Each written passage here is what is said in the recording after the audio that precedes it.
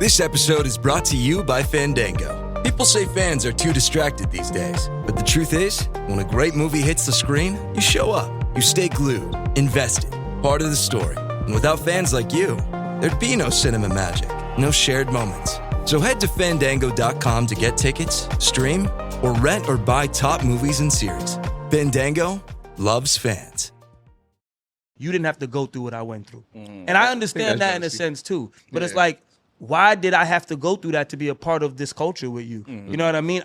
It's not my fault that my family did this and I was born into this and I was given this opportunity. It doesn't mean that I don't understand what black community is and what black culture is and what black struggle is. Because guess what? No matter how much money I came from and you came from, if a cop pulls us over, he's treating us like the same nigga. That's a fact. He's treating us like the same. I had a cop behind me this morning. I was scared. Oh shit, let me get right. Like that JoJo Simmons shit goes out the fucking window. You know what I mean, bro? When it comes to shit like that. All right, welcome back to another episode of Bros Chat. An episode where we can have honest, funny, relatable conversations, man. No book of. I go by the name of Eli. As always, we got Ace with us. Yes, indeed. We the Dailyrapupcrew, and that's a fact.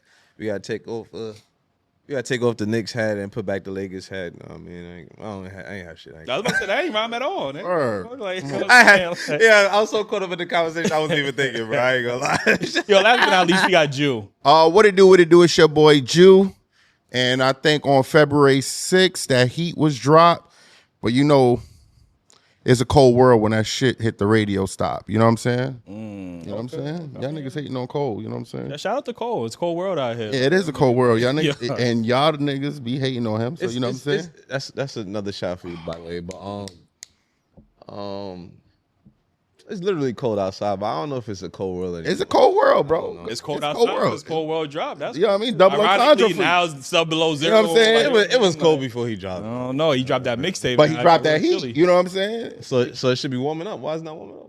Yo, bro, cold world. We 30 degrees. It was 10 degrees yesterday. Yo, bro, cold world. That's all I'm saying. Yo, all I'm saying, he might have lost that fire, man. That's what I'm saying, man. Don't do that. Don't do that, for real. Yo, listen, this next guest is a multifaceted entrepreneur. He's making a real impact in media, music, mental health. He's just doing it big for the culture. You might have seen him on MTV's Run House or WeTV's Growing Up Hip Hop. JoJo Simmons, man, welcome to the show. Yes, indeed. We appreciate you for pulling up, man. Like, you know, I know you're a busy guy, so getting you on the schedule is pretty dope, man. No, yeah, I appreciate you guys having me. I see you guys been building community for a couple years now, and I was running around doing some interviews in the city, and you know, my team was like, "Yo, the Daily Wrap Up Crew want your album." I'm like, "Yo, let's rock with it." I'm happy to be here. Appreciate that. I want to. Before we get into the topics, I want to go around and ask everybody, because we try to have as much as relatable content as much as possible with the fellas. And I want to start here with Ace. You know, how's your mental health? How's my mental health? I mean, I would say I'm in a good place. You know what I'm saying? It's a struggle right now. You know, we all going through a little struggle right now, but. I mean, overall, I would say, yeah, I'm in a good place, though. Okay. You know what I mean? Jill, what about you? As easy as, you know, it is to just say, yeah, I'm good.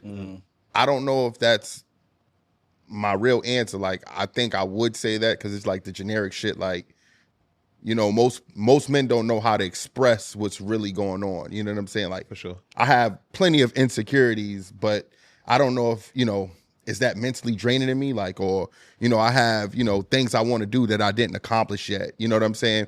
But some parts of me feel like, is that, you know, my mental? It affects my mental, but it's so much more. You know what I'm saying? Like, I'm challenged myself and going to therapy now.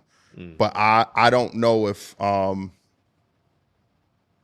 at the point where I feel like, okay, I'm good. But I am doing what's best for me to find out what good feels like, if that matters. Okay, yeah, that's a start, man. Yeah, and I want, you know, when I ask this question, I want us to be as relatable as possible. Yeah. So that's why I'm expecting y'all not to give the generic, nah, I'm good, like, cause I want some vulnerability, like, you know what I'm saying? Because everybody's going through something, and you know, when you ask people that, they always give that generic, and even me, I just give the generic because I feel like, you know, if I tell somebody, they ain't really gonna care. Like, and I remember having a conversation with one of our close friends, and you know, he was going through a lot, you know, mentally. He was talking about therapy, and he had said something like, and this is a person I never would thought would go to therapy, but he was considering therapy. So he said something like, I feel like I want to go through therapy because, you know, even when I talk to my bros, it's like, when I tell y'all something, it's like, all y'all gonna say is, damn, that's crazy. Y'all don't really have no answers for me. And I understood what he was saying, but I felt bad when he said that. You know what I mean? And I felt like, damn, I'm not doing enough as a friend to like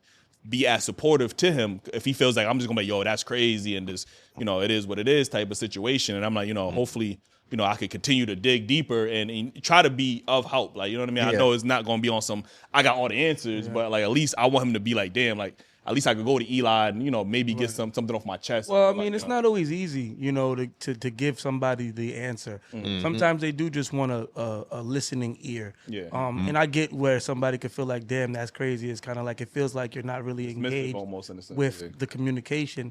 But it's hard because, as much as you want to be there for somebody, you yourself are going through mental things that you don't understand. And you may feel or look like the stronger friend when he's in that vulnerable moment, but you yourself may be listening and feeling how he's feeling as well. Yeah. Just not as strongly. But I know what you're saying. It's like, I've struggled with that too in the past, where it's like, dang, I don't really know what to say to this person. He's going through this breakdown. But I think the best thing to do is to be a listening ear and to give the best advice you can give, even if it's based off of your own experiences with things. You know what I mean? So that leads me to, like, I want to ask you, like, how's your mental health? I'm choosing to be happy, man. I appreciate you asking me that question because on my podcast and in my everyday world, I ask people that. I ask my business partners that. I ask my co-founding partners that. I ask my employees that, like, how are you feeling today? How's your mental health doing? Because it's important. It's easy for us to give the generic answer, say I'm good, but none of us are truly really good, honestly, bro. Like, we all have something going on. There may be a lot of great things going on. We are checking off those lists, and it's like, this is great, but there's always that one, but I don't know. Yeah. So that's why I say I'm choosing to be happy, because there's things that don't make me happy. There's things that I can be stressing about, but I can't let that control my energy or my emotions towards anything, because then that's going to be when my mental health spirals. I think choosing to be happy and understanding, being grateful for what you do have and the things that make you smile is the easier thing to do in life. So that's how I'm doing mentally, is I'm choosing to have good mental health and I'm choosing to be happy. Okay, so my next follow-up, and we can start here with you, is a topic that I was thinking about the other day, and do you love who you see in the mirror right now? Yeah, that's another question I always ask, and I've said this in some of my other podcast interviews too. Like, I had to ask myself that a few years ago. Did I love myself? Do I look in the mirror a few years ago? Hell no. Hell no. I don't even know if I even looked in the mirror. I don't even know if I wanted to look in the mirror. Right. But I'm happy with the man I'm becoming to be now. So when I look in the mirror, I see somebody that is resilient. I see somebody that's strong. I see somebody that's hustling. I see somebody that doesn't give up. I see somebody that doesn't let anybody sway who I think I am. I see somebody that doesn't let me, sway with their opinion or my own opinion of myself. So when I can look in the mirror and say, yo, you're the only one that matters when it comes to you, is when I'm happy. And yeah, I'm truly happy with the man that I look in the mirror. Are there things I want to fix? Yes, we all want to fix something. We all want bigger and better and do this and that. But I'm happy with the person I am. I'm happy with the good I'm spreading in the world, and I'm happy with the good I do for other people. Oh yeah, I appreciate that that answer. Like, fellas, same thing I want to ask y'all, do, and we can start here with you. Do you love who you see in the mirror right now? Yeah. At this part of my life more than ever. Not only because I always knew that I had to hustle, this, that, and other, but now I think I'm just like accepting my role, embracing who I need to be rather than just questioning. Like, before, you don't realize all your blessings. You always worrying about what you don't have. Yep. And I think I'm taking the time to acknowledge, oh shit, I did this. I have this accomplishment. I did this. I did that. But before, it was like, why I don't got this, or why I don't got that, and just walking past my accomplishments along the way. So yeah, it's a different pace. Me personally, I tend to say yeah, you know what I'm saying, but because I have a lot of goals that I want to accomplish in life. Obviously, you know what I mean, the podcast is doing good, but me personally aside, I still have other things that I want to do, and because I had, I got the setbacks that's holding me back at the moment. So sometimes I do wake up like, yeah, I'm not where I want to be, but I still try to find, like you said, choose to be happy. You know what I'm saying? Look at the positive things that's going on in life. Y'all know I'm a positive person anyway. You know what I'm saying? So Izzy, like. I try not to let nothing that's negative weigh on my mind or whatever. So it'll hit me for a little bit, and then I'm like, you know what? But I still got this. I still got that. And I mean, I try to focus on my family, the people that love me, my friends, and move through the bad times like that. You know what I'm saying? Yeah, I think what made me think about that question was, you know, I think when I thought about that question, I had to think and really say, I love who I'm becoming. You know what I mean? And I never was able to. Not say I never thought about it, like, because I was always still stuck in survival mode. I never stopped in the mirror to be like, damn, I love you. Like, you know what I'm saying? I was just like, you know, just worried about my day-to-day life. But then when like, you know what I'm saying? So like, you know, it's not that I hated myself. It was just that that wasn't a priority. Like, you weren't tuned in with yourself. Yeah, you wasn't tapped in like, fully. You figuring it out. Exactly. So now that I feel like I'm going through this, you know, this awakening in a sense, and I'm like, you know what, I love who I'm becoming because I am more determined, I am more passionate. I feel like I'm finding my purpose. I haven't quite figured it out, but I'm getting there. Like, I'm filling in the pieces to get there.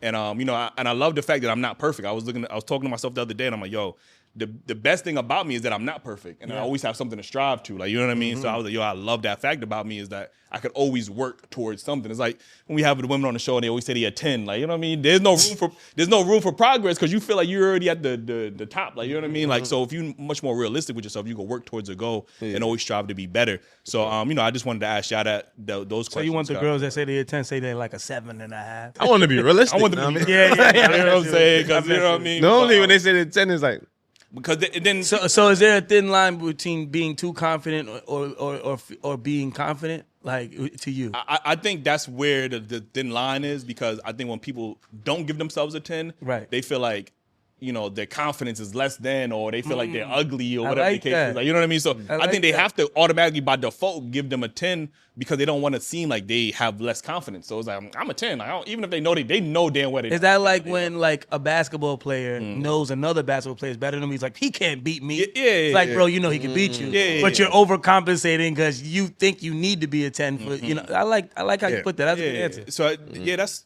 I don't know. What's your thoughts on that? Like, why do you think people always consider themselves to be a 10? Is it a confidence thing, or is it an arrogance thing? Which one is it? I think it's just how you've been raised. You know what I mean? Speaking into existence. You know what I'm saying? Like, any craft that you in, you want to be the best at that craft. So if somebody asks you, like, are you the best? Yeah, I'm the best. Like, who's better than me? You know what I'm saying? Like, that's like when you in like LeBron camp, they be calling him the GOAT. If you in this camp, obviously you gonna say he the GOAT, even though in your head you might know like it might be somebody else that's the GOAT. You know what I'm saying? Ain't too many people. Ain't too many people. Because you know, I always see like a person be like, "What else you want me to say? You want me to say I'm worse than this person?" Exactly. Like, we don't want you to say that, but we want you to be real. Exactly. We want you to say, you know, you got a different skill than me. You know, so is there a way to be realistic without automatically defaulting, without downing yourself? Yeah, without downing yourself. Like, because you don't have to say you a 10, but you don't have to give that answer. You could maybe give a different answer, like, you know? Being realistic is not downing yourself. It's just knowing who you are and where you stand. You know what I'm saying? Like, people have a problem with being average, and average is normal. You know what I mean? It's cool to just be normal. You know what I'm saying? So if you know you were a 7. I'm a strong 7. Cool. You can be a confident. Yeah, you can be a confident 7. I think what you could say is, instead of even rating yourself, is like, I'm happy with me. Yeah, that's fair. Even in sports or anything. Oh, you think I'm good enough? I'm good. I'm balling out there with him. I'm doing it. I catch him like he catches me. You know what I mean? That's not saying you're better than a player. That's saying I'm up there. I'm still him. And it also depends on what you are, you know, debating that or for what, like what categories. You get what I'm saying? Because we could just say, yo, I seen some fine ass women that look like 10s, but they attitude make them 2s, which make them less attractive. And you know, there's them dudes out here that women will feel the same way about. So what's the criteria? You know, you can say you're the best rapper, but you make the better hooks. It's all in the eye of the beholder, though. Exactly. Somebody's wife that we may not find attractive is a 20 to him. Exactly. And our wives that we find as a 20 is a 4 to him. Like, we don't know. Sure, like, my wife ain't no motherfucking fall, but but what I'm saying is, it's in the eye of the beholder. To me, my wife is breaking the Richter scale. She's breaking the scale. But that's me. That's in the eye of the beholder. Like you said, Kendrick may be your favorite rapper, and I don't know if it is, but Kendrick may be your favorite rapper, and Drake may be his, and it's in the eye of the beholder of what type of thing do you like? What are you attracted to in a woman, or what do you like in music? It's all subjective. Yeah. It's all subjective. All right, but I do got one scenario where it's not, because this dude's like Ja Rule, who knew he lost to 50 Cent, but still say he won that battle. You know what I'm saying? Who said he won the battle? He said that. I mean, listen. Oh, he said he won the battle? I mean, I don't think he believes he won the battle. to losing. Listen, because he said he never lost. He never said he won. I think I might have heard him. I think I might have heard him. He said he didn't lose. I will say this, and maybe I'm biased. I like both. I like 50. I like Ja. I've met 50. I know Ja. Ja was on Grown Up Hip Hop. For sure. Me. So like much love to Ja. Yeah. He clearly lost that battle. But that's what I think a lot of people did forget was he didn't lose his career like people thought. He was still dropping hits. New York came out, Fatback came out, Wonderful came out. He was still dropping records, but it was being overshadowed a lot by a lot of 50 Cent records. But Ja Rule was still lit. He wasn't like he still was. He wasn't off his game, bro. Yeah, his albums weren't selling the same, and it wasn't hearing him on Hot 97. He still had, but he was still lit. So I think he was trying to make people understand, like, I didn't lose fully, right? Yeah. I lost to 50 for sure. I don't know if he's gonna ever say that, but you did. You know, it is what it is, and that doesn't take away how legendary Ja Rule is, you know what I mean? Like, for sure. That's why he can still go on the road and sell out tours, you know what I mean? Yeah. So like, love the both, but I'm from Queens, man, so I hate seeing two Queens artists go at it, but it's entertaining at times. I get it. I do want to get into this topic and, about nepotism, because I don't think most people even heard that word until Bronny got into the league. Right. We hear about nepotism and stuff like that. Even you, I know people would consider you a legacy child, like, you know what I mean? A nepo baby. So okay. So I that's what they. But that's what some people want to say. So my question is, why is nepotism so heavily scrutinized when it's black men, but normalized when it's other races of men? I talk about this all the time. I mean, it's the community, it's the culture, bro. That's how we are. It's been like that. We can go back to the history of black people and of how we were always pit against each other. And I think a less successful person that sees somebody either successful or inherited success is gonna, it's automatically, it's going to make them feel a little, I don't want to use the word jealous because I don't think that's fully what it is, but it's almost like a sense of, you didn't have to go through what I went through. And I understand that in a sense too, but it's like, why did I have to go through that to be a part of this culture with you? You know what I mean?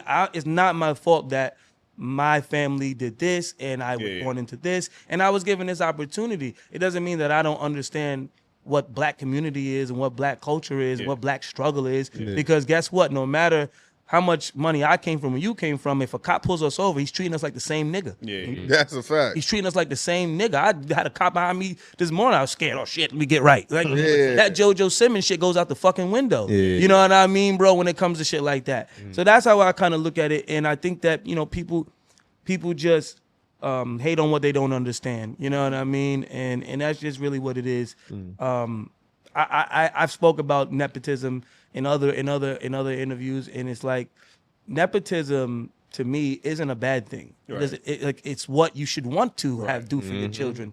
It's giving them opportunities that they wouldn't have had if you wouldn't have created them. So I don't feel bad from what I came from. I used to all the time when I was a kid, and my dad couldn't understand it. Like, I used to want to fit in instead of stand out. I used to want to.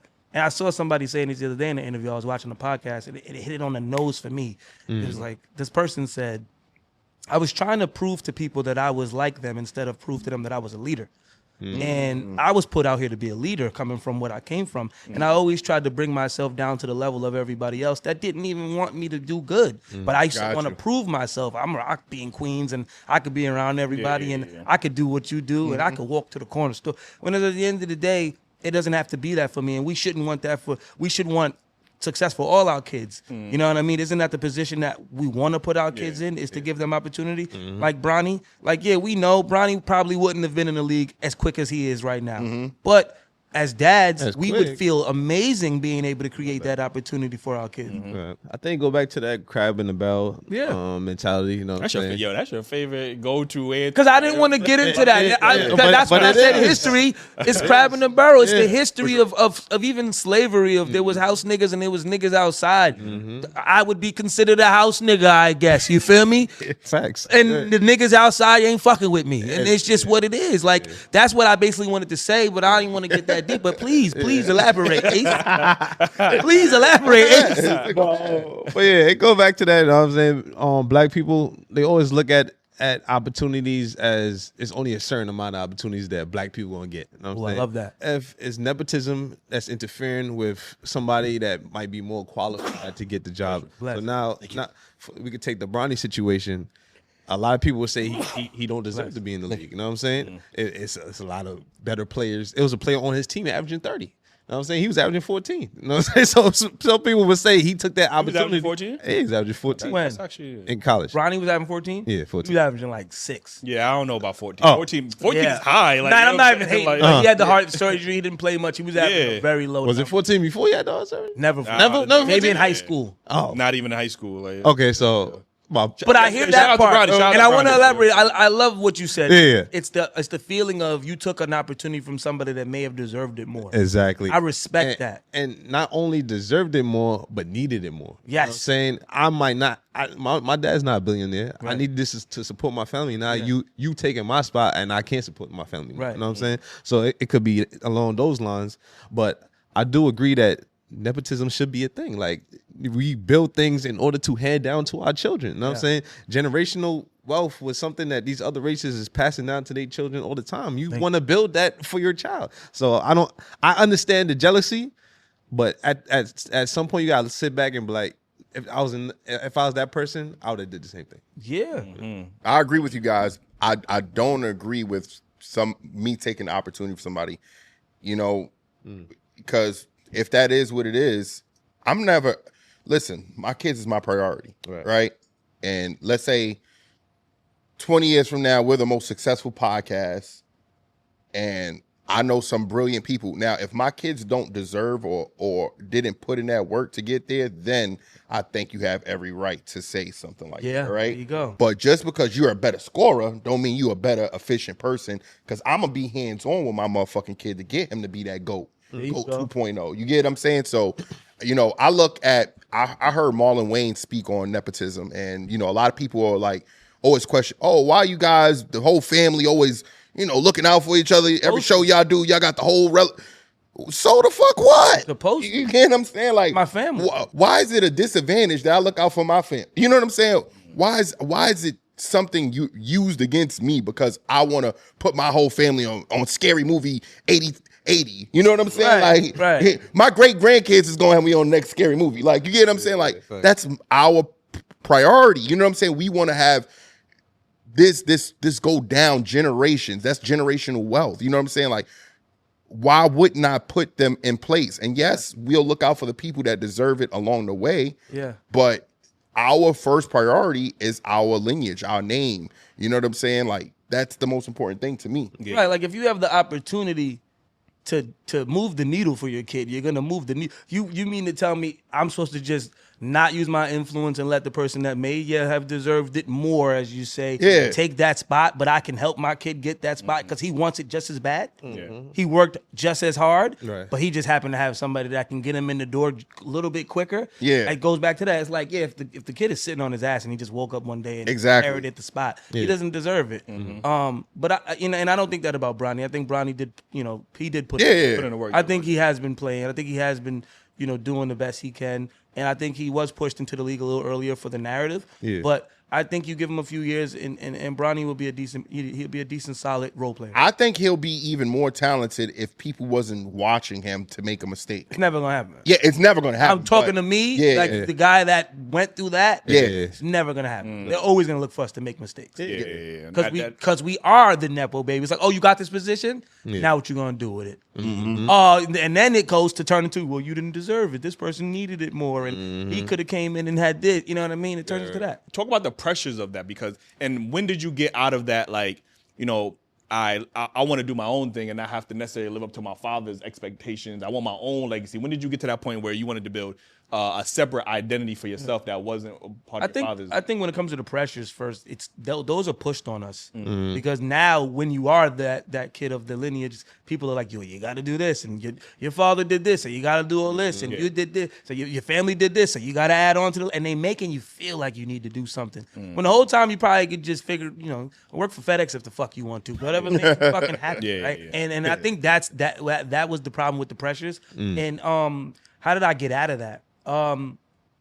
looking in the mirror and saying I'm happy with who I am. Like it goes back to that question of saying, who are you, JoJo? Who are you? You're not your father. You know, he wears a size 11, you wear a size 9. You can't walk in his shoes. You know what I mean? Like you're not your father, you're you. And yes, you can add to the legacy, but how do you add to the legacy by being you with all your experiences and all your talents and all your resources? Yeah. You know what I mean? When you start looking in the mirror and looking around yourself and saying, who am I and what am I good at? And what am I powerful at? And what empowers me? And what is my passion? And what makes me feel good? You start showing up to the world and as you are and as who you are and as who you want to be. And you're no longer chasing saying, I need to be like this. I can only be like me. And let me get to the fellas real quick. Yeah, please. Y'all hold loving thoughts. what they be saying. Yeah, y'all hold thoughts on the nepotism. Like, you know, when we get into positions to be able to pass down generational wealth, Drew already expressed his interest of like, yo, my kids got to work for it. Are you the same way, or you just feel like it's already inherited? Like, you know, whether you work for it or not. Like, what's your thoughts on that? I mean, I don't have kids right now, so I can only speak in hypothetical sense. But I think I'm gonna try to put my kids in the best position to succeed, whether they work for it or not. Like, that's how I feel about it. I'm obviously push them. Know what I'm saying? But at the end of the day, let me ask you a question because you don't have kids. You have kids, Drew? Yes. Okay, so I have 2, and I hear what you're saying. Yeah. But here's me, right? Yes, everything I'm doing from this production company to my music production company, my kids are going to inherit it when it becomes successful. Yep. Right. And not just because I didn't put in the work, but from the birth from now, I am teaching them the ins and outs of what I am doing. Exactly. That is the work they are putting in. So by the time they can get old and say, Dad, I want to run your media company, they know that Dad had to do all this traveling and Dad had to go talk to, you know, these people and that people, and this is what makes this move, and this is the profit margins. And I teach my daughter this all the time. Like, she's 9 and she's like, Dad, I want to sell this. And I'm like, okay, so how much are you going to buy the product for? How much are you going to sell it? Because you think it's all profit. Not all profit. I'm teaching my daughter this now. You know what I mean? That's the work I'm making her put in as a young entrepreneur. Now, if she wants to grow older and say, Dad, I want to be a teacher or a nurse or anything else, sure, keep on going to school. Do your thing, baby girl. Yeah. But I'm teaching both of my children early how to be young entrepreneurs. I'm not sitting here saying I'm out here opening up the laptop and got stocks open, but I'm trying to at least get their mind open to how money works and how business works and how they can start business at now. For sure. Like my daughter's like, I want to sell these little bracelet things, you know. I'm like, well, how much is the pack at a Target? $18, and how much you want to sell each bracelet for? And how much does the pack, how many bracelets can you make out of that pack to see if you can make that $18 back? And once you pass that $18, now that's your profit. And do you want to go buy more and keep selling? We had this whole conversation. And that's the work of 9. Wow. And that's the work. And she's, of course, she's sitting there like, huh? But that's the work I'm making them put in. It's not like go outside and go shovel the snow and do what I did as a kid to learn hustle. It's understand what world Dad works in, because that's all I can teach you. I can't teach you how to be a teacher. My mom was a teacher, so maybe my mom can think of But like, I can't teach you anything else but what Dad does. And that's the work that I feel like you got to give to your kid, so that it doesn't feel like, oh, they didn't put in the work. No, they've been putting in the work since the beginning. I've been teaching them how to run this shit since the beginning. But you know, when you see, like in movies, it will have like a father that owns a company, and then he got like an employee that works his butt off. You know, He doesn't get the raise or doesn't get the promotion. But the son Gets the job. The son is not as involved in the business, but the employee knows the ins and outs. Now, I mean, he can run the company with his eyes closed, and now the father is forced to make that decision. Like, yo, do I pass it on to my son, or do I pass it on to the person that's more deserving? I feel like it's a hard decision. Yeah, it's a hard decision to make. And like you said, a movie. So most of the time, that's I think in real world situations, and I think that happens in real world situations, of course. For sure. But I do think a lot of the times the boss, the owner, goes with the experienced person. Oh, the I would say the You think experience. so? I would say that they find a median. You know, they find, okay, I'll bring my son in because obviously you have to take care of yours. But and then make him like a VP or something. yeah, you know, I think that's the best. And I don't know. I've never been put in a position. My son's 4, so I have a long time till I have to figure that out. Right. But I would think that that's how I would want to move. I would want to honor the person that helped me build. And obviously my son deserves to be in that. I ain't putting because his I built ass, it for him. Yeah, I'm not putting his ass in that position. I'm not He doing gonna that. lose Yeah. it. I think one. He has to prove that he's good enough to be in a position. Yeah. Still, I would put him alongside this Yeah. long, standing employee. One scenario that I see often in the movie specifically is the father who has to decide who he wants to pass down the legacy to. Ooh. Is it the daughter, the older daughter that's is more experienced, but that's his first son, so he feels like they gotta run it together. You know, that's a whole that I see that scenario a lot more. And you know, I want to get to you because you know, when we talk about the nepotism and the legacy and stuff like that, do your sisters also feel that pressure, or is it just the what sisters, brothers, all down from Miley to Diggy to Russie to Vanessa to Angela, I name them all. Yeah, we all feel it. Okay. We all feel it.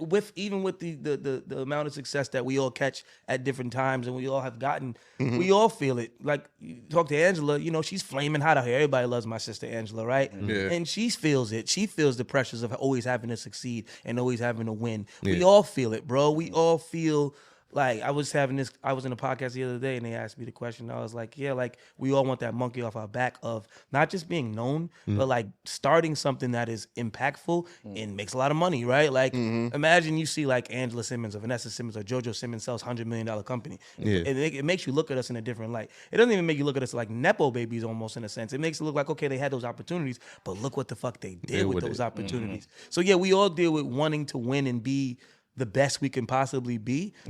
Because yes, no matter how big we do things, we can't outdo the pioneer.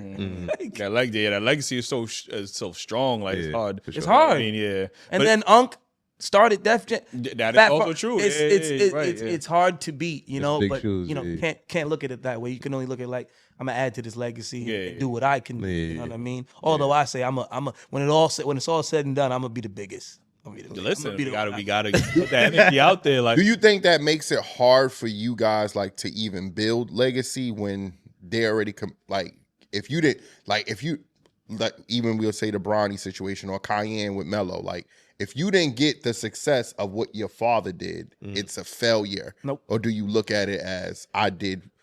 Or any point did you even think that way? Yes, as a kid, teenage and early 20s is like if I don't get to this peak that he got to, I totally failed, you know? But once again, you got to realize that was his chapter in his book. You got to read and write your own book. Like you got to live your life.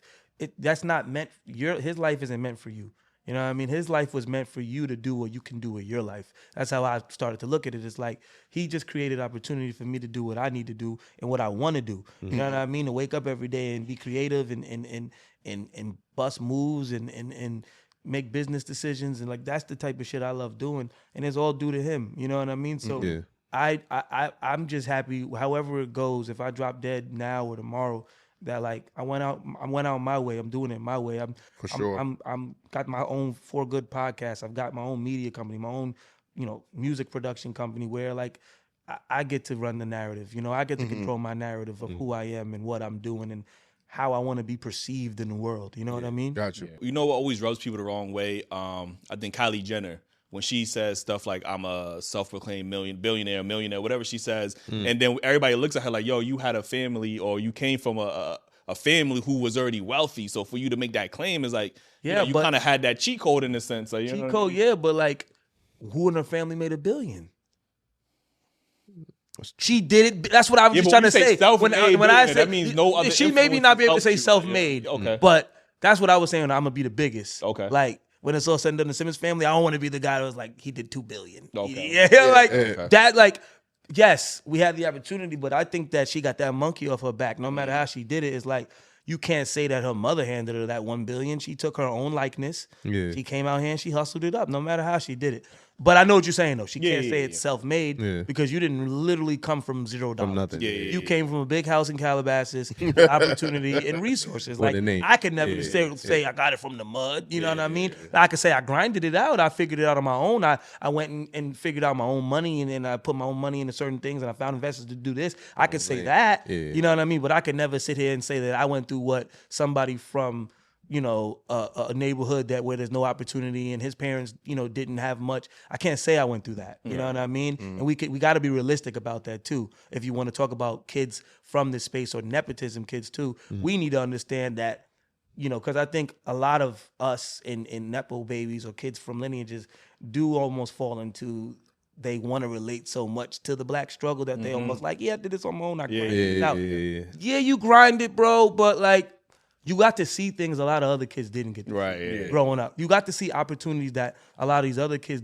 don't understand that are out there for them. You know what I mean? So that's what I'm aware of as a kid from resource and a kid from lineage is like, my mind works a little different because, I did get to run around and see my dad do this and go to London when I'm on tour and see how Unc runs a company and, be able to travel the world. A lot of kids have not even left their neighborhoods. You know what I mean? That's a fact. A lot of kids from nepotism do got to understand that, like, yes, that's why I said I don't like calling it jealousy because it's also what those other kids don't understand.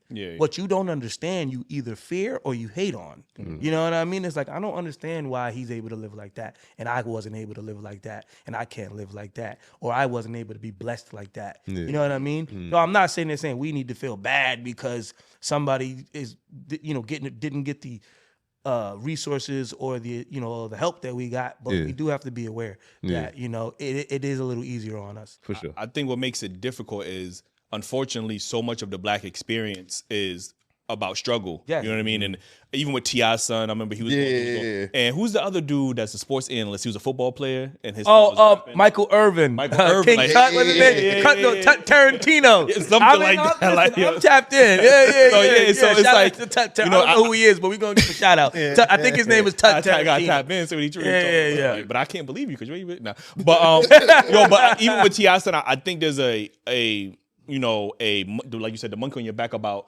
because you didn't have that struggle.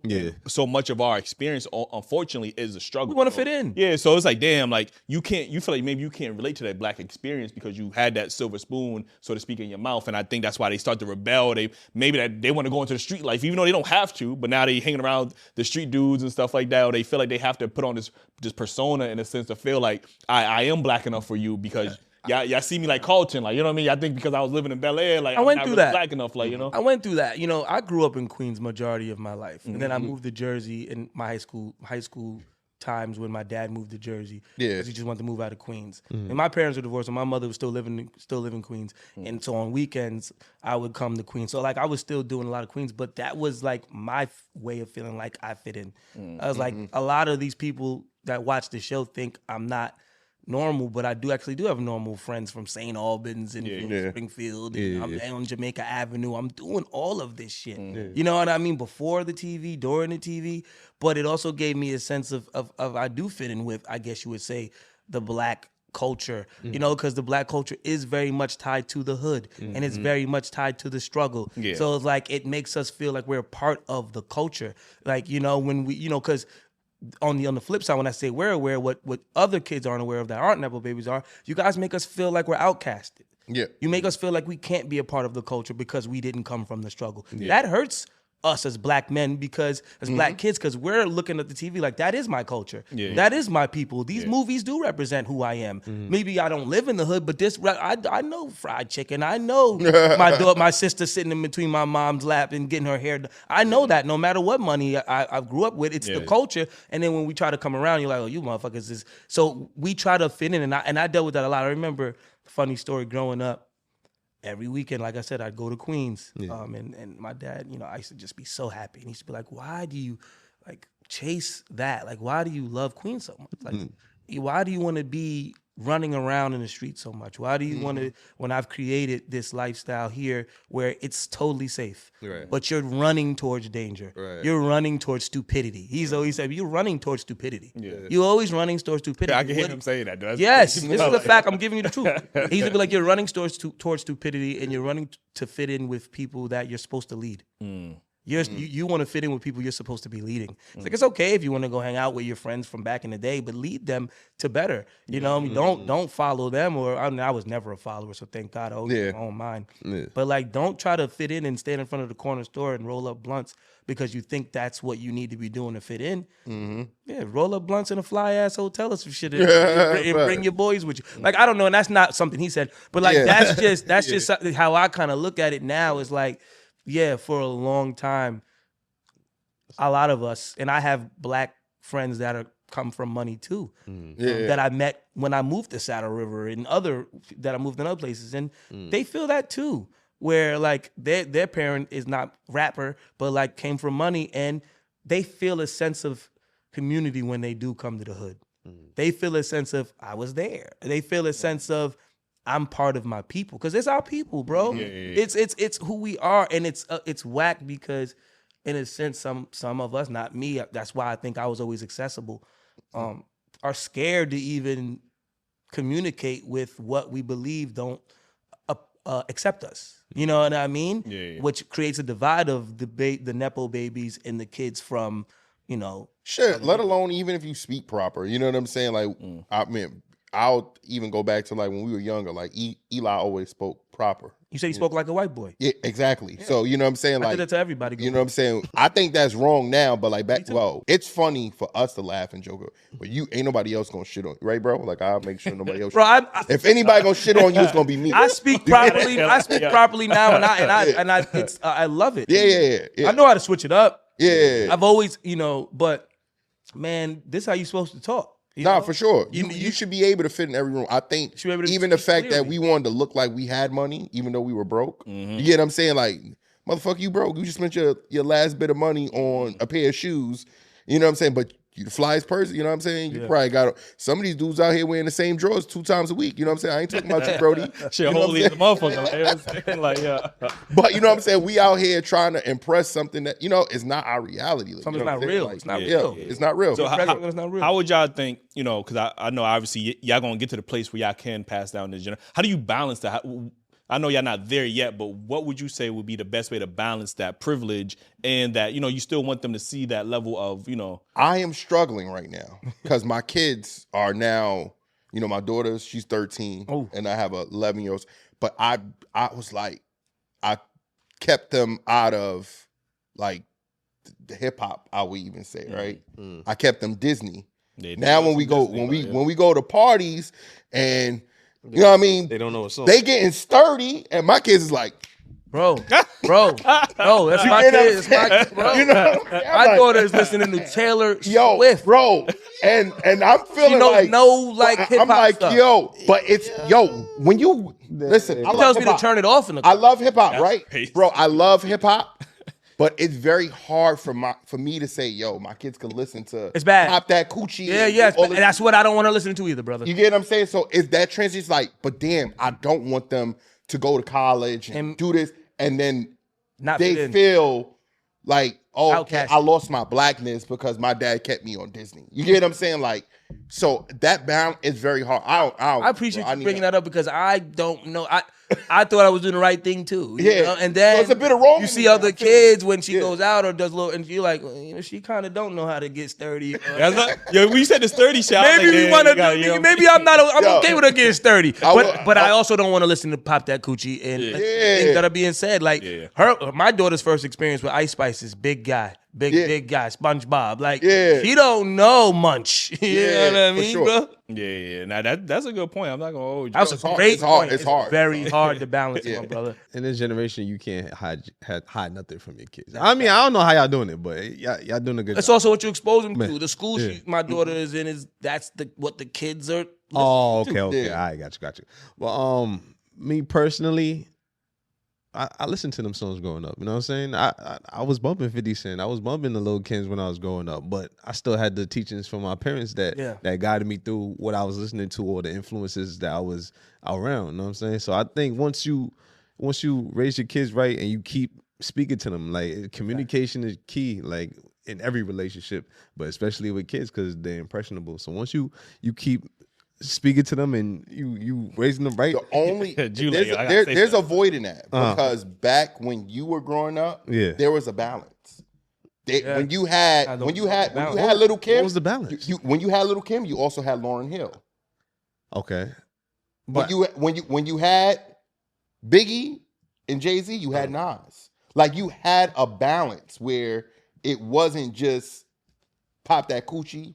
Yeah, I get. You know what I'm saying? I get what you saying. And that's your favorite song. You know when you hear "Eat That Booty," you start. He began sturdy like on the dance floor. Like what I will do though is I play the classic hip hop for my kids. Though I make sure they know about it, even if there's a few curses and stuff like that. Because it's not as crazy as today. Everything is Pop the Coochie or kill him. Yo, for real. That's a fact. I really want to hear it edited an edited Sexy Red song. I really want to hear like. I don't think it exists. It'll just be like just the instrumental, like you know what I'm saying. Nah, like, what's that? He got like Kid Bops. With the kid. the, I don't even think they would put her Do song they on exist? Kids I think they do. She do still got a those? Kids Bop version Which one? Of what song? of Pound Town. I think Hey, there's a Kids no Bop version way. of Pound Town, bro. No way. Oh, they Look it saying up, I'm bro. going to Like, Disney look- downtown. Listen, I don't know. They be switching That's it up insane. crazy. Like, you know what I mean? Let me get to this next topic. Yeah, we went down the rabbit hole on that. Bop. How has marriage and fatherhood reshaped your understanding of manhood, and what role does the nuclear family still play in today's society? I say this a lot, but my only answer to marriage and fatherhood is it's made me who I am. It's made me the man I'm supposed to be. It has awoken my purpose in life of just being, content with a beautiful family and working for them and just, that's my peace, as my kids and my wife. As much as they're not as peaceful at times, because our families are Can't be peaceful all the time. right. Yeah, But they're my peace, and they've given me, a purpose, and they've given me a flashlight in the dark, in a sense. Before I had my kids and my wife, I was just running around, just doing shit. You know what I mean? Survival mode, right? And I'm not saying I was surviving like others, but I'm like just trying to figure out the next buck to get some fly clothes and do some fun shit and smoke some good weed and but then when you really lock in and realize you got other people to live for and other people to grind for, it really wakes you up. You know what I mean? And I think it serves an important part in the nucleus of Black community, of solid relationships, solid marriages, solid families with morals. I think the Black community has lost that touch a little bit, in a sense, and I think that we need to keep reminding people how important it is. And I'm seeing that Black marriages are starting to come back, and Black love is really starting to shine through a lot. And we just got to keep on pushing that narrative that, like, when you do have a good woman and, she is holding that fort down, like it's teamwork and it's the greatest feeling ever. God blesses a union. I truly believe that. When you create a union, God blesses that union. And I've been blessed. I've been blessed before the union, but I've been blessed even more after being solidified, married, and being committed to it and really taking it serious and saying, God, I'm forming this union in front of you, and I want to do this for real. I want to lock in. I don't want to look. I don't want to have no eyes for anybody else, and I want to just do this. So it's I think we need to keep on pushing that out in the world, because the stereotype of our community is that we don't do that, and it's not true. I see a lot of beautiful Black successful families, married 50 years with grandkids, kids, and everybody's doing good. So I hope that we keep on pushing that narrative in our community that Black people are more together than people think. And shout out to you for being successfully married, and it's a good representation to see, because we don't see that often, especially the positive marriages, and one thing one of the criticisms with our show is people, you need more married people, and we be trying to get them on, but the married people, they so happily, they're so happy in their marriage, they're not worried about what's going on social media, so we can't get them to really step outside of that frame and come on these platforms and speak about marriage in a positive way, because they so just involved in a successful marriage. Marriage is fire. It's hard, but marriage is fire, bro. Like I said, if it's the right person. Yeah, you know what I mean? for sure. Yeah. Marriage should feel like that is your person, and you shouldn't even think about the D word, marriages work every day. But it's easier than chasing what isn't real, which is a bunch of women. When did you know with your wife? When did you know that this was the one? Man, we've been together 16 years, married 6 years. Okay. We met at a very young age. She was 19, I was 21, or she was 18, I was 20, and we met in the city. And, we just started out dating, so you don't really know. You just, you go through the motions. Yeah. And I would say, really, when she probably had our first child, 9 years ago, and I saw how good of a mother she was, and a woman she was, and a supportive person she was of me. She isn't perfect. Nobody's perfect, but I felt like she understood me more than a lot of people understood me. I'm a crazy person to be with. She gets me. You know what I mean? So that's when I realized she was the one. And you never know until you know, right? And that's when I was like, nah, this I gotta make sure I solidify this, because even now, like, I've seen her growth as a woman, as a mother. she's better than she was on the first day of being a mother. And now we have 2 kids, and the opportunities and things and place that she puts for both of our kids is amazing to watch. You know, they say a woman could turn, you know, a house into a home, and it's serious. Like, I've never knew that statement to be true until like Christmas and things come around. And you start looking around the house like, oh, when this tree pop up and decorations go. I actually like this feeling in here. The spirit is, who did that? Matching pajamas and shit. Right, who did that? Your wife, your woman. She truly brings magic to your home and to your life. If you allow her to be in her soft era, right? And you allow her to be her. I think that's even important too, right? Because like we always base marriages on what a wife does or whatever the case may be, or how well off she can be in her role as a wife. Right. But we never question if that man is ready to be a husband. You know, we don't question like, you know, yeah, we know that we got to protect, provide, yeah. But like what I'm saying is like a lot of men don't want to probably be husbands, or not that they don't want to be it, but they don't know what else that intakes. You get what I'm saying? Like to embrace the role of a husband. Like a lot of dudes, you know, that's why they rather just say, oh, I ain't marrying nobody or whatever. They'll point or deflect on what's wrong with a woman rather than understanding their role. Because I'll bring that up because even I have that issue. I think like now I'm to the point where it's like, hey, like I know what I want and who I am, but I also got to have my partner prepared to accept me as this new role or this new man that I am today that I'm stepping into, because she might have fell in love with the man I was, who was not the man she should be in love with. Yeah. You get what I'm saying? So I think that's a whole journey in itself right there. And honestly, if I could tell y'all and anybody watching, being a husband isn't just protecting and providing. It's being there emotionally too. It's consistently being there for the changes that your woman goes through, because we all go through changes as people, but it's supporting her as much as she supports you. For sure. You know what I mean? Like, we grew up thinking a man provides, protects, and chills, you know, and they got to do everything else.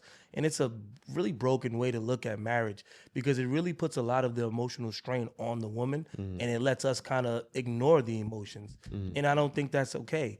You know, I think you got to find a balance. I always tell my wife, make sure you find what you want to do in life, and I'm always going to support that. Like, thank you for supporting me. I'm hustling. I'm getting up, doing podcast interviews. I'm closing deals, but I don't want you to get lost in just being the supportive partner and not chasing a dream that you may have had at 10 years old. Like, you got to remember, like, a woman, just like a man, had a dream too at one point, and they lose themselves becoming a mother and a wife. So, you know, being a man and being a husband is reminding them that you're still there for them to do that and to support that. As long as you guys can make it work in your household where, you know, the kids can be watched, like, I feel like everybody should be able to chase their dreams. Everybody should be supported in a relationship, and everybody should be heard. And a lot of relationships they fail because the woman isn't heard. And sometimes they fail because the man isn't heard. You know what I mean? So it's usually because somebody isn't heard, and it's a two-way street. You got to communicate. Ace, what's your thoughts on the nuclear family? How important is the nuclear family in today's society? It's very important. I mean, we've seen the results of not having the nuclear family, right? The kids out in the streets running around doing craziness. There's no respect for anybody no more. Like, we was talking about this other day. Like, elders used to have a certain level of respect when the elder was around. Like, I don't think they care who's around. Like, it could be a cop around now. Like, bro, I see them tell elders the SMD. I say, what? Like, that's crazy. Like, yo, I remember you used to only really have to worry about shootings at nighttime. Like, you know what I mean? It don't matter what time of day it is now. Like, you know what I mean? You gotta have your head on a swivel. You know what I'm saying? So I think we've seen the results of not having that, and the proof is in the pudding. Like, when there was a nuclear family, it was more respect, there was more love, more community. You know what I mean? It was more neighborly. Like, you know what I'm saying? You actually say that. Yeah. I had an interview the other day, and the guy,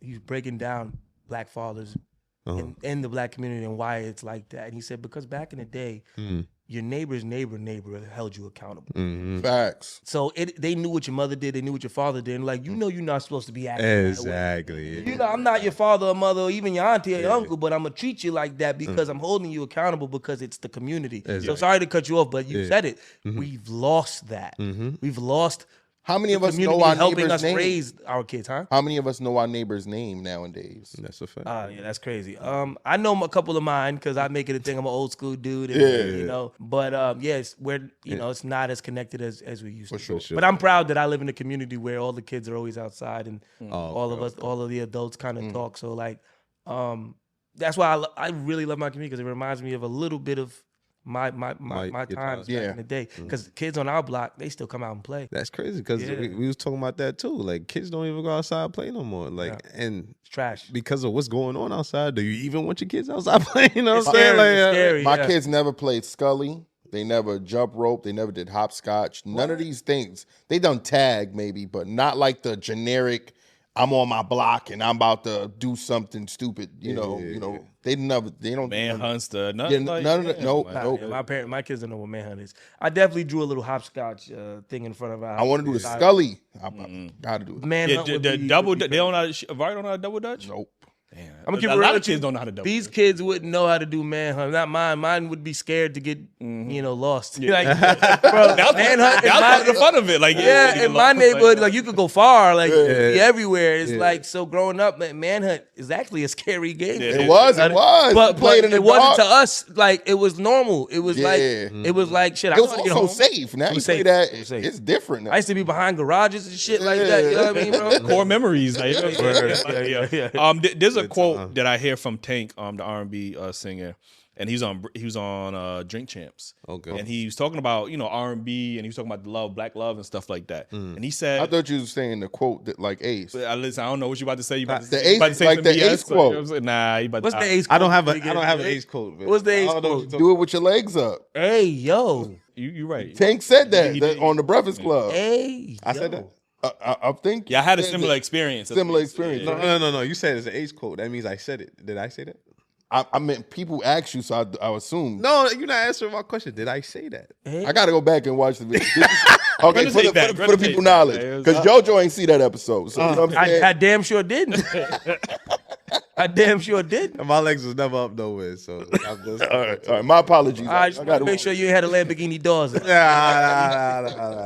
Nah, sorry, I didn't mean to cut Some you off. said you was in the pretzel, but that's neither here nor there. But you know what I mean? Why they violating Ace? That's neither here nor there. But It must have came with this plan before the show. All right. yo, but one of the quotes he said was, Our violence isn't the threat. Our love is. and he was talking about the black love, how the systems that be have worked so hard to destroy the black love and the nuclear family and the community because they seen how powerful it was. So that they don't care.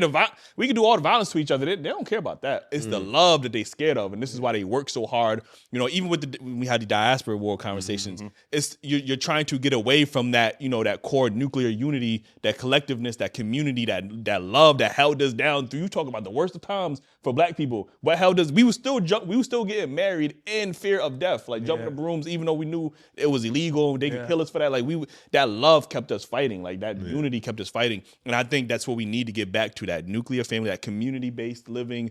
Those are the core things that we need to get to rebuild our community. You know what I mean? Because right now it's in shambles. You know what I mean? When you got the OGs scared of the YNs, that's how you know that your community is not in the best shape. But you know What's what I mean? the quote he said again? He said, "Our love, Our violence. our violence isn't the threat. Our love is." I love that. It's Yeah, a way and better it was- quote than do it with your legs up. 100%. But no, I I don't know who said that, but yeah. They said Tank. He said Tank said it in the Breakfast Club. Oh, okay. And also But that is a somebody real. else, but I might be I wrong. agree. I think that's the truth. I think that our violence, they profit off of more than our love. For sure. Yeah. I agree. It's a great quote. The next topic I want to get into, because we were speaking about purpose earlier, especially with men, black men in particular. Do you think every man is born with a purpose, or is that something we pressure men into choosing to feel valuable? Wow, that's a good. And we can start. H. Jew, please help me out. I need time. Yeah, I was about to say that's a One good more one. time. One more time. That's a tough question. That's a tough question. Do you think every man is born with a purpose, or do we pressure men into choosing one just to feel valuable? I think everybody. Damn, that's. I was gonna say I think everybody's born with a purpose. Yeah. I do think everybody's born with a purpose. Your life is figuring out what that purpose is. There's certain purposes that's pushed on you as a man. Know what I mean? Because you're supposed to what they tell you supposed to protect and provide. Like that's your main purpose in life. That's what I've heard, you know what I mean, growing up. But I think the real purpose is finding yourself, like JoJo was saying earlier, when he looking in the mirror and finding out what you want to do. Like even though his purpose might have been pushed on him when he was young, or he might felt like it was pushed on him, you know what I'm saying? But he had to find how his contribution to the world, to the legacy and everything. So I think, you born with a purpose. You just have to go through. You just got to. He nailed it. I got I ain't gonna lie to you. He just nailed it. Yes, we are all born with a purpose. You just got to find it eventually. Some people never find it because they don't ever search for it. Yeah, that is true. When you search for it, you find it. What's your thoughts? I agree with the fellas. I even say, like, even if you go back to like the first bro chat, that like I keep saying, like, yo, like, I'm a dad, you know, I'm a great father, I'm a partner, you know, I'm a business owner. You know what I'm saying? But I don't think any of those what I have to do. You get what I'm saying? Like, to survive and be a dad. You know what I'm saying? I don't know if that's along with my purpose. Like, I'm gonna be a father because that's, you know, I created them. You get what I'm saying? But along the line, I do gotta find out. And maybe I do need along with finding that out, maybe that is my purpose along the way, to say, hey man, giving my kids a better life than I have was my purpose. You know what I'm saying? That's what I live for. Right. You get what I'm saying? But I think it does come from finding it out. You know what I'm saying? Like, I hate the fact that, you know, we all look at everybody in our neighborhood being, oh, everybody want to be a basketball player, everybody want to be a rapper. That's not your purpose. That's what you see everybody else. Yeah, you know what I'm saying? So I think we need to just understand and identify. For some people, it might be their purpose, but for sure. Right. Yeah. When Kobe said it, it was right. When Jordan said it, when Kobe said it, LeBron said it, yeah, for sure. But how much of that was their purpose, or how much did they just will that into existence? You know, when you that, but when you that passionate, when you that good, you know what I mean, brother. When you that passionate to will yourself to that level, I think that's your purpose. That's a fact, because your purpose is to will yourself to that level. Right. Exactly. You know, and there's also more talented people than the people we know at that level. Yeah, we always say that somebody that was more that was better than their purpose. Right. Yeah, I agree with y'all. I think life is many things, but one of the things of life is trying to figure out your purpose and, you know, how you fit into the whole, you know, this whole cosmic, you know, universe thing. And you know, some people might figure it out later in life. Some people might figure it out earlier in life. And I don't think you should be discouraged. Some people are just stuck in survival mode. We were just with the Acre Boys. Everybody just stuck in survival mode. They don't even have time to think about their purpose because they just got to pay bills. They got to worry about how they going to eat, how they going to feed their family. So they're not even in the space to even sit down and be like, damn, you know, what are the things that I'm good at? You know, where do I really excel at? You know, we were saying that some things might have not, you know, this life is so vast. Some things, your purpose might have not even been invented yet. You know what I mean? Like, so like you might have to go through life until that purpose was invented, or somebody invented that, like whatever the case is, or, you know, we are so stuck in, you know, kind of putting ourselves in these boxes in a sense. Like, you know what I mean? Like, there's so much to think about when it comes to purpose. And, you know, we were saying, like, when we was in high school, like podcasting was never a thing. Like, so you couldn't even have said like content creation, like, damn, would be a great content. That wasn't really a thing. Like, you know what I mean? So it wasn't until that it got invented that I was like, you know what, I could see myself doing that, or this is what I'm really good at. Like, you know what I mean? Or it's just so many aspects of life that you never know where it's going to take you, who you want to meet, or what kind of people you want to touch, or how they going to influence you and stuff like that. So life is a very funny thing. Like, you know, it's crazy about finding your purpose early. When they said Nas wrote Illmatic at 16, I think it was. Yep. And that's just mind blowing to think that he had those thoughts that he was spitting on this album at 16 years old. Yeah, or 30, 40-year-old men that will never reach that level of thinking. You know what I'm saying? And then you got people like Fred Hampton. He was 19 years old, 20 on the FBI, CIA's most dangerous man list. You know what I'm saying? And he's 19 years old, bro. His purpose was cut short. Exactly, because he found his purpose early and he was so great at it. I always get so upset with that story. Yeah, bro. Watching that movie, bro, that really, that one really pissed me off. But there's so many instances of that in our community, especially when we talk about COINTELPRO and you know, it be your own people, unfortunately. Always, that really, they always find. You know what I mean? Like, so if we had that community, there's no way they would have convinced old boy to, you know, do what he did. We had that community, but it's always gonna be one, man. There's always an exception to the rule. You know what I'm saying? And the scary part is you just never know who it is. Listen, this next topic, Is society failing men, or are men just avoiding accountability? What's your thoughts on that? Wow. Listen, we trying to pull deep. Like, you know what I'm saying? Like, yo, I we trying don't to dig think deep. men are. What's the second part? Are men what? What accountability? Is society failing Avoiding men, or are men avoiding? Nah, I don't think men are avoiding accountability. I think we're in a generation now where the men are most vulnerable we've ever seen. Men are speaking out the most we've ever seen, and I do think society is failing men. I was just having another conversation the other again on my podcast, and he was saying that yes, men are not prioritized.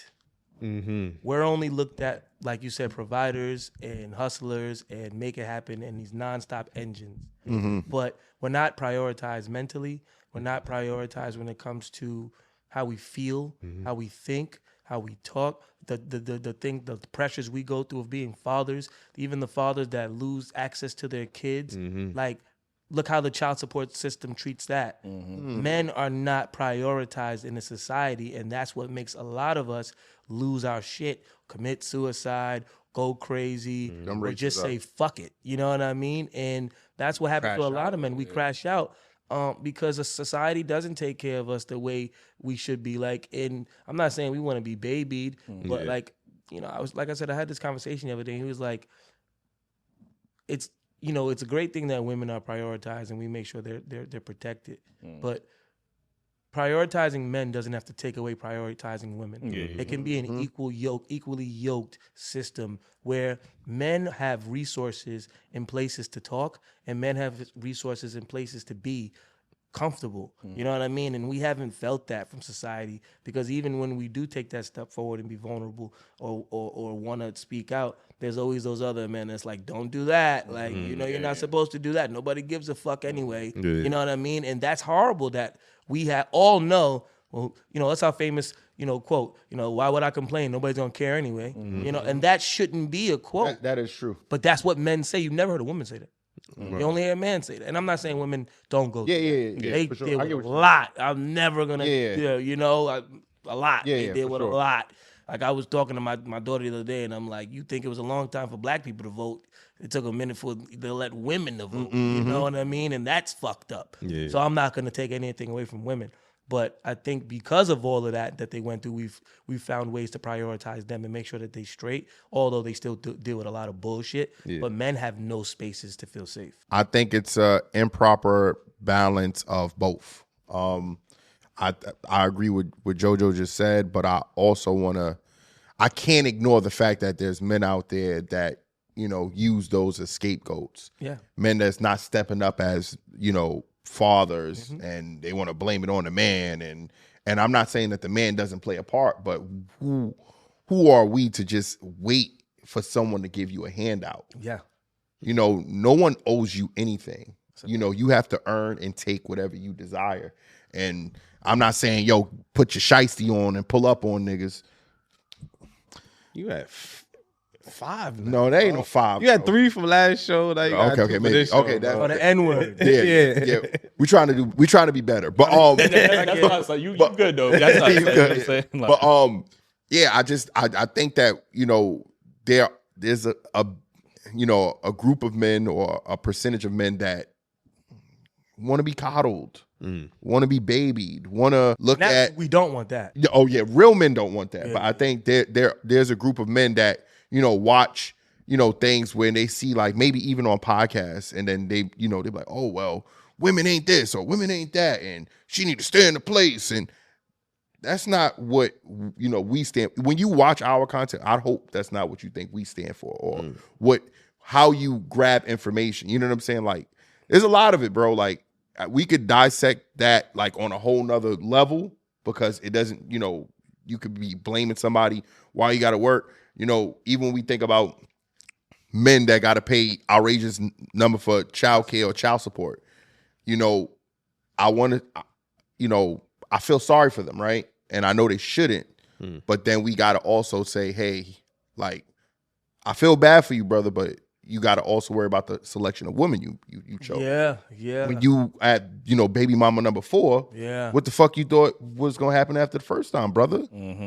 I don't feel sorry for you because you made the poor decision to continue it. You get what I'm saying? So, like, there has to be some accountability on what decision that men are making, and we can't keep saying, well, you know the man ain't right, or the court. You knew the fucking court system was gonna be in your favor. Yes, there has to be. You get what I'm saying? So like that's what I'm talking about. But I don't even think about that type of man. Like I don't get those type of men in my circle, so I don't know how those men live. Right. But they'll watch you and be like, yo, I fuck with JoJo. Yeah, and that be. But some of them hate me because they say that I pander. Because I tell the truth, and I don't pander at all. I just tell what I think it is. Whether I think a man is right or a woman is right, I'm going to tell you what I think it is. And I find it funny that you say that the men that want to be coddled are the ones that say women ain't shit, because those are the same women that were being coddled by their mother their whole life. And you know what I mean, bro? So don't make you saying women ain't shit, you saying your mother ain't shit. You know what I mean? Bro? I never understood those men that do that. You know what I mean? It's like it just made you want to be coddled because your mother been coddling you her whole life. You know what I mean? I do think it's less men that want to be coddled, more so that society is really feeling men like from the beginning. Like when you a little boy, you hear what man up, men don't do that. Yeah, we don't cry, we don't show our feelings and stuff like that. So it starts from there. Then it turns into an early age. You taught to go out and work from an early age. Like you got to go out and get it to help your family or whatever. And on the woman's side, it's like, stay in school. You know what I mean? You can stay here as long as you want to get your education, and then whenever you leave, you leave. You know what I'm saying? Yeah. Men, 18, what you doing with your life? You know what I'm saying? Like, you better be paying bills. You ain't your part before 18. Before that, I mean, so I think it's periodically letting us down throughout life. You know what I'm saying? So, and then by the time you get to be an adult, you got these mental issues now, you know what I'm saying? Yeah. And then, but that's when I think... Is it mental issues, or because you accept it at that point? Yeah, but it still affects you from day to day, because throughout life, now you got a girl and she wondering why you're not sharing your feelings with her. My whole life, I've been taught to keep these feelings to myself, you know what I'm saying? Like, so now I gotta go and learn to heal, to then trust you, and then... Now I trust you. Now that's another trauma I'm doing, because now you're throwing it in my face. So it's a lot of society laying you down. You know what I'm saying? Yeah. So you really gotta take the time to heal and better yourself and choose the right woman. Like you said, stop making the same mistakes. You know what I'm saying? I hate guys that do that. Yeah. Like, bro, what do you mean? The third time, and it's still the same situation. I have a young boy. He always on Facebook crying, right? He had his first baby mother, beef. I'm like, cool, understood. Second one, he's all happy and stuff. He's like, this is the one. Beefing with her too, like the first one. I should have never did this. She's worse than the first one. How do y'all not see these signs, bro? Like, at that point, you gotta look in the mirror, like, maybe it's you. Maybe it's you, gang. Like, that's what Holly Berry be telling us, her and J-Lo, they got all these divorces. Like, maybe it might be you. It might not all be you. You know what I mean? Because I don't get it, bro. Like, Holly could try one more time. I think I'm not mad at that. You said Holly could try one more time. Holly for Holly. You know what I'm saying? J-Lo could keep trying. I mean, I love J-Lo since I was a young boy. Everybody was in love with J-Lo. Every young black kid was in love with J-Lo. Come on, now. You know what I mean? So, she could keep on trying if you want. I might volunteer. What about you, though? What about you? And do you also think it's a color thing, too? I want to add that one. No, 100%. Even when we have women on here that talk about patriarchy and, the patriarchy, this patriarchy, I'm like, I do know, like, it's white men that, benefit the most from patriarchy. Like, black men, we didn't build that system, nor do we benefit from that system. Like, you know what I mean? So I think it's a bit of both, but I do lean more on the side of society is failing men more. Because, when you think about society, a lot of men have been taught, we've been taught to live or be like how our grandfathers were. That's no longer acceptable. Like, them motherfuckers worked a factory job and was able to support multiple families. Ask them, like, you know what I'm saying? So now you got to get a factory job, you got to get a college educated degree, you got to get an online AI agent, you got to do multiple things to get a slither of what your grandfather had at that time. Like, you know what I mean? And then it's not even guaranteed that the woman that you're going to get is going to be that traditional quote unquote woman like your grandmother. Like, you know what I mean? Like, you might have to also contribute as well. So I think what's happening is a lot of men have been led astray. They thought if they performed a certain way, that they will get rewarded. And a lot of men are seeing that, damn, like, you know, I did everything the right way. We talking about the good men, not the ain't shit. Yeah. The guys that have done it the right way, they're like, damn, I did everything by the rule book, and now I'm not being rewarded in the same way. So now it can come like, damn, like society is failing. Like we talk about this all the time. You know, especially when it comes to black boys, we have that prison, the school to pipeline is a real thing. Like, you know what I'm saying? Yeah, like we can't act like that doesn't exist. So, you know, even when we first started the podcast, I say this all the time, we first started the podcast, even to this day, we try to look up specific loans and grants for black men. There wasn't any. When I typed in loans for black men, it was black women that was it was like loans for black women and black girls, like, you know what I'm saying? Or there was programs for black girls, Black Girl Magic. There was little to no resources for black men specifically and black boys without it either being tied to the black community or black women only. Like, you know what I mean? So that right there is, you're already as a young boy, you're already letting me know they're only prioritizing, you know, the women. You know what I mean? And I'm not saying that the women don't deserve to be prioritized, but like you said, not at the expense or detriment of the boys and the men. You know what I mean? So I think there needs to be some recalibrating, some rebalancing there. So that way, you know, we're not fair. There's no reason why black men have the highest, not divorce rate, the highest suicide rates out of all men. You know what I mean? That's letting you know, like, you know, it's easy to say, oh, those men are weak, you know what I mean? Or they take the easy way out, but we're not addressing the real issues. Why do those men feel like they have to take that ultimate, you know, sacrifice or take their lives? You know what I mean? And, you know, it's a hard burden on men, you know, black men specifically, that we have to tolerate. And, you know, we've been told like, oh, well, man up. You know, that's a phrase that we always hear, is man up. And that kind of dismisses everything that a man goes through, because it's like, damn, fuck everything that you experienced, how you felt, like if it was hard, if it was difficult, like just fuck it, just man up. Don't cry to nobody about it, just man up, and whatever the case is. And I think we are failing our black boys, and hopefully, you know, as we continue to do the work, hopefully we can have more programs that we can help black boys. How do we say that and ask for that without seeming like we're stepping on our black women toes? Yeah, that is tough. That is tough. Like, cause just pay attention to us. We're not saying to not pay attention to them. We saying to just give us a slither. It does want to come off as, it's gonna come off as that. But what else should we do? You know what I mean? Well, like, I'll give you a perfect example. When Obama was in office, he had a thing called My Brother's Keeper. And it was a program specifically designed for young black boys. Heard of it.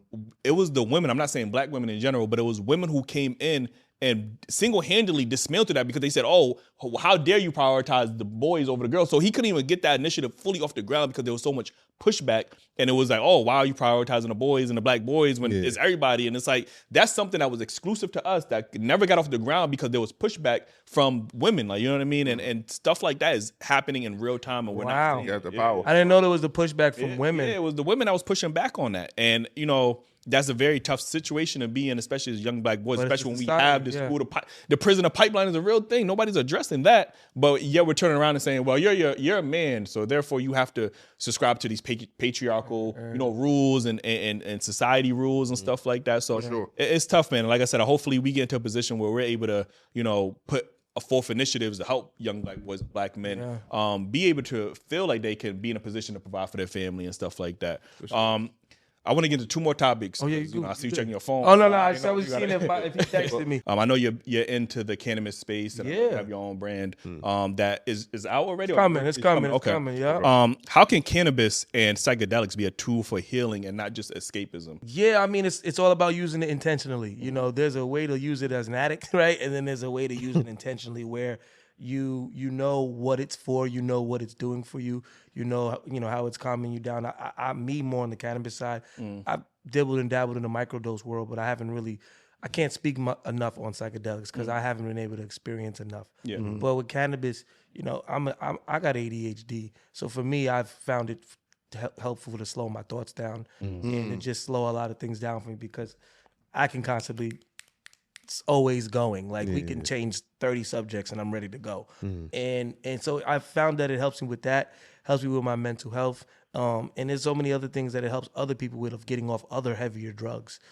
That's what cannabis is big to me, is like, I've heard stories of people like, I've got off opioids, you know, dealing with cannabis. And trust me, you know, being on a plant is way better than being on some prescribed pill or drug from Big Pharma, in my opinion. For sure. You know what I mean? So it's the most holistic way to heal mentally, and in some cases, physically. You know what I mean?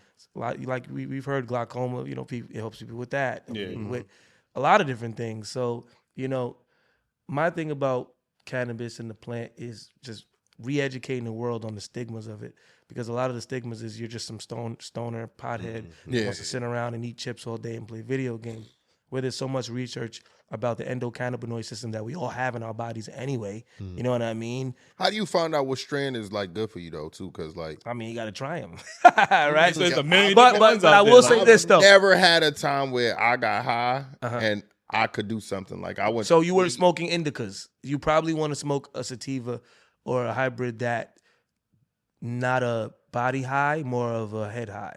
So your body doesn't feel druggy. And like, I like the indicas. I like the cushes. I like feeling, because like I said, I got ADHD and I like to calm down. Yeah, I got you. But I'm a problem with sativas that when, if I feel like cleaning the crib and I don't want to be her, I'm gonna have something that's gonna keep me going, because there's weeds that get you going. They get you motivated. They get you rocking. Like you can ask a lot of plant users and they'll be like, nah, there's some strands I'll take. Like if it's time to clean the crib, I'm taking that, and I'm so focused on that task that I get it done happy. You know what I mean? And I'm not saying don't ever use it as a crutch. Don't ever use it like I need this to eat. I need this to enjoy life. I need this to have fun. Yeah. You should be able to enjoy the plant in a way where it doesn't control you, but you control it. Fellas, I know y'all don't smoke or anything like that. We all have done psychedelics before. So you got to start because you the guru. Psychedelics? They is calling me the shroom guru now. I heard if you take that turban off, a whole pack of shrooms gonna pop out. So you like psychedelics? I've messed with psychedelics it's been like 2 years now. I don't know what. He's like, I don't know how long your journey been. No, we did it the first time together. This is pause. I get it. Yeah. Yeah, so I think for me, I took my first time doing shrooms, I ended up taking more than I was supposed to, because I took a regular dosage, and then this motherfucker talking about he's seeing portals and shit. Like, I'm like, yeah, I ain't seeing shit. Like, what the fuck? You wanted to see portals? Yeah, I wanted to see the portals to the, he's there looking at me like, you don't see that right there? And I'm like, bro, I don't see shit. So I'm like, maybe I need to take some more. That was, I wouldn't say, in hindsight, it wasn't a mistake. It's probably something that, probably was always meant to take that amount. But was it really? He was bugging. Well, I wasn't bugging, but like I definitely was experiencing way more. Yeah. And like it was a lot of information to process about myself, about the universe. It was just so much to process. But it made me look inside myself, and really, that's when I really started to get inspired. And I'm like, yo, you know what? Like, I am grateful for the life I have. Like, you know what I'm saying? I am grateful for the friends I've made. I could do more. Like, you know what I'm saying? Like, I've been doing okay, but I could do more, like, with my life. And I've been going down that road. And so I've been using that as, I still want to experiment and go to therapy. Like, I had a friend just text me something like, just I want to be better. Like, so I'm not against, any measure that it comes with that. So, but right now I have been using the shrooms to be able to like look deeper, think about things in a deeper thought, question things that I probably normally wouldn't have questioned, just look at everything beyond the scope of, just this box or whatever the case is that we live in. So yeah, it's definitely been a help for me. And, I kind of wish more people would be, try it, because there's a lot of use cases for psilocybin as far as, when it comes to trauma and people that have been in war and stuff like that. And I think there's a lot more research. It's still relatively new. All of this stuff is still relatively new. So the research is still expanding, and there's still a lot of medical cases that it could be used for. Yeah, and hopefully, I went through a couple of events, when I first entered the cannabis space on some business side and wanted to, meet people and meet the right people. And I went to an event called Cannadelic in Miami a couple years ago, and a lot of education was going on about psychedelics and how it can help, in the health wise and the medical space, and how it opens up, different parts of your brain to really experience. Yeah, for sure. What's your thoughts on? I know you're not weed smokers, but y'all dabbled in the shrooms world. Like, what's your thoughts on? Sure, has it been a healing tool for you, or just escapism? It was beneficial for me, right? And I think like if you do decide to step into that realm or whatever the case may be, you should do it in a safe space with people you trust. Where you heard that. All in good energy. You know what I'm saying? Like, I probably could count on my hands how many times I've ever done it. And I probably only been around like 3 or 4 people. You know what I'm saying? The setup was always, have one person that was like sober to, watch over you or whatever the case may be. And I was even a watcher at one point for somebody else. But I think the journey you go on sometimes is like how Eli says, like, like, I think it's not an outer body experience, but it's like an eye watching over yourself almost. Like, it's like watching you know how we go on Instagram, we're like strolling through and we're watching everybody else's story and everybody else's business. You're literally watching yourself, but in depth, right? And then like even like I don't know if you guys seen like the movie Limitless or the show Limitless.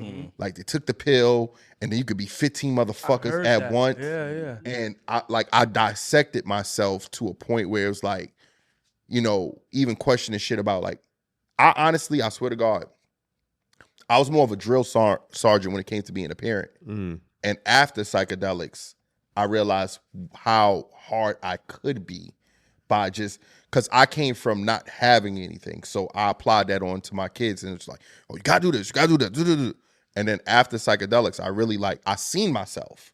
And I said, I don't like that shit. You get what I'm saying? Like, I wouldn't like somebody just badgering me over it. And I swear to God, like, after that, my approach been so different, like, oh, you know, accent or talking or making them feel like they made the decision. Yeah. But I mean, it might sound like crazy, but like for real, like psychedelics made me look at myself and I don't know how to explain. Like, and I'll say one more thing about psychedelics, like when you do it, only people that do it would understand it is what the fuck you're talking about. Yeah. Like I might sound like, yo, this guy. I haven't done it to that extent, but everybody I've spoken to gives me the same explanation you gave me. Yeah, so like you have to, if you do it, for the people that did it, they like, I know what you're talking about. I'm gonna do it. I'm definitely gonna do it. Yeah, but I think it's like eye-opening for real. Yeah, it's a phenomenal experience, man. Like when you get there, you might think about this conversation like, yo, or even the conversation you had with your other people that I was supposed to do it so long ago. Like my guy, I don't know if you guys heard of Stoned NYC Pizza Pusher or whatever, but he had opened, you know, a resort in Tulum just for that. You go to Tulum and you experience that, and it's fun. It's beautiful suites and stuff like that. And he's been inviting me to come out there to go on a trip, right? And, I think that's where I'm going to do it. Some friends and family or whatever. I want to do it and like close knit, keep one sober person there, and do it there and good vibes. You know? That's what I heard too. Like be around people you love and that you trust, and that are good vibes. Yeah, this is. People at home, this ain't a party drug. People talk about they be doing. Listen, this ain't a party drug. Like, you know what I'm saying? Like maybe if you take low dose. Yeah, I'm about to say if you microdose. But if you, I've microdosed, and that's not even a party drug. Microdosing just makes you feel just a little more up. Like, But if you take those higher trips, then for sure, definitely want to be in the microdosing. What's your thoughts, Ace? My experience with the shows hasn't been that deep because I haven't taken as much as y'all take it. Post. But yeah, that was good. You put cut on it though, so you put cut on it right away. Right away. But the experience I have has been, I would say, surface level for me, but it has been a good experience. Like I do get the feeling, like I don't know, it just makes everything feel and look extra phenomenal. I don't know, like I was seeing stuff.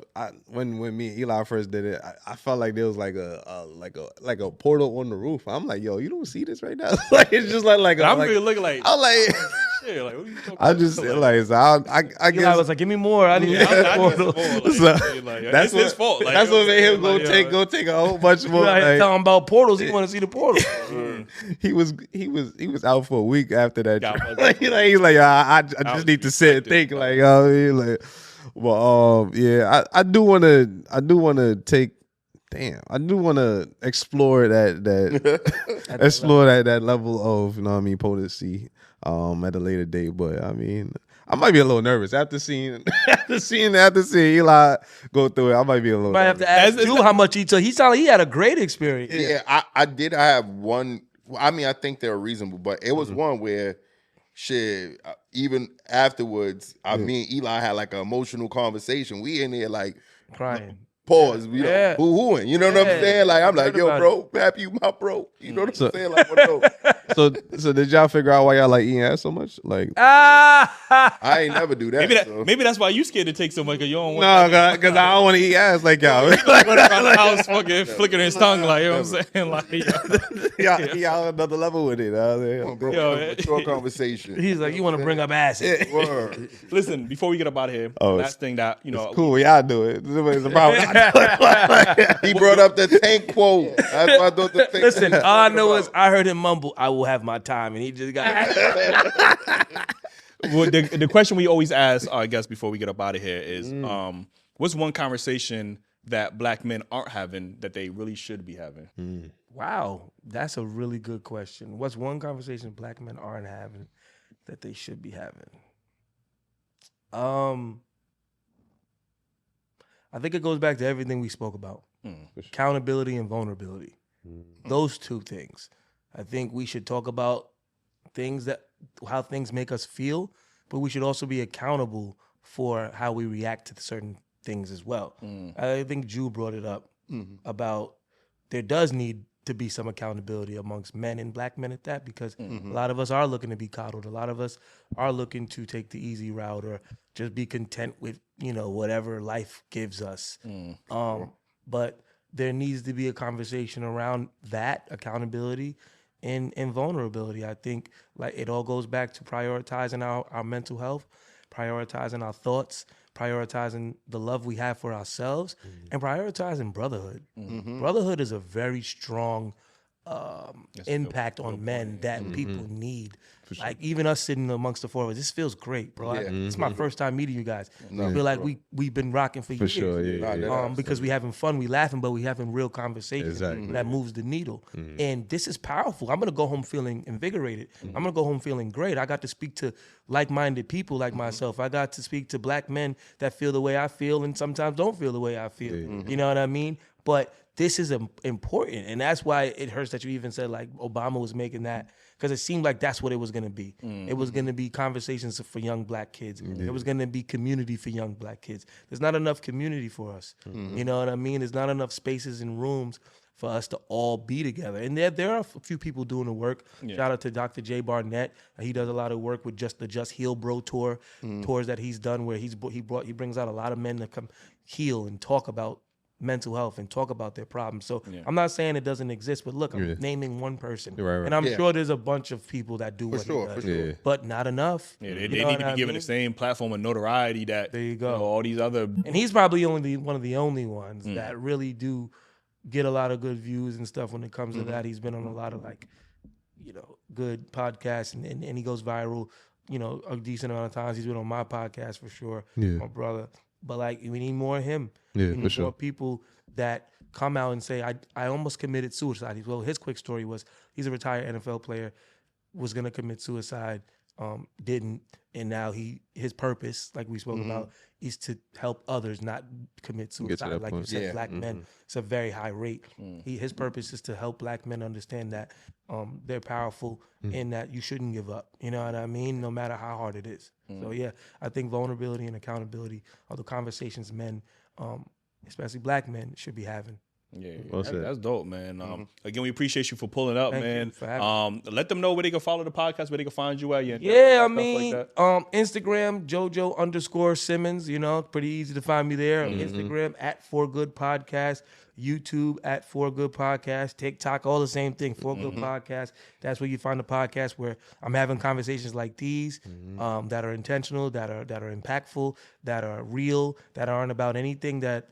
My tagline is, it's measured by what we do, not what we have. So I don't care how much money you have, how many cars you done got, houses, women you done took down. I want to know what you're doing for yourself, your mental health, your community, the people around you, how are you impacting people. So those are the conversations we're having on the For Good Podcast, obviously. So find me there and find me on anywhere basically where you can find me is JoJo Simmons on Twitter, YouTube, Instagram. But yeah. Go over to the For Good Podcast and please join my community, man. I would really appreciate it.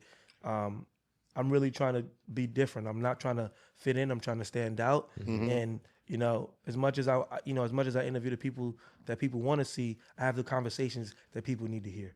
For sure. Listen, and you're always welcome on our platform. Thank you. And how come on mine, please. If you guys, I'd love to have all three of y'all on. Run it back and please come on the For Good Podcast. However we can help you, with any endeavors that you got. I need a plaque, so please.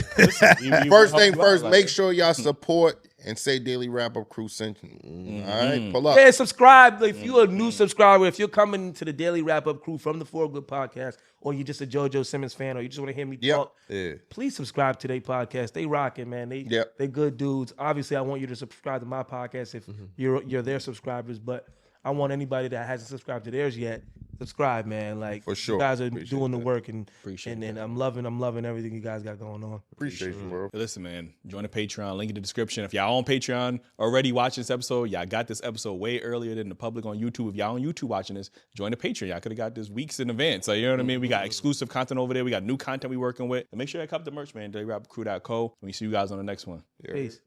Mm-hmm.